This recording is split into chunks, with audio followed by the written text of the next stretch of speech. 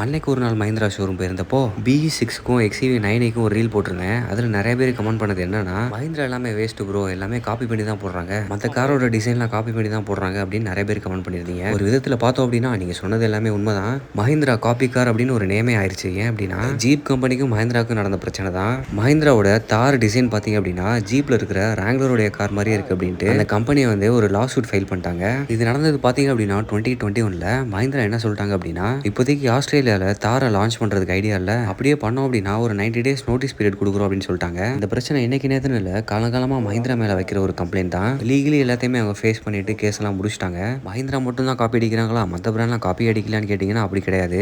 நான் ஒரு எக்ஸாம்பிள் சொல்கிறேன் பாருங்க. இந்த கார்லாம் பார்க்கறதுக்கு ஒரே மாதிரி இருக்கும். ஃபோக்ஸ்வேகன் வேர்ட்டஸ், ஸ்கோடா ஸ்லாவியா, டாட்டாவில் ஹேரியர் இருக்கு, லேண்ட் ரோவரில் டிஸ்கவரி இருக்கு, டொயோட்டோவில் கிளான்ஸா இருக்கு, மாருதியில் பலேனோ இருக்கு, அர்பன் குரூசர் ஹைரைடர் இருக்கு, கிராண்ட் விட்டாரா இருக்கு. இந்த மாதிரி கார் மேக்கர்ஸ்குள்ள கொலாபரேட் பண்ணுறது ரொம்ப காமன் தான். டெக்னாலஜி, டிசைன், லைசன்ஸ் அப்படின்னு ஷேர் பண்ணிப்பாங்க.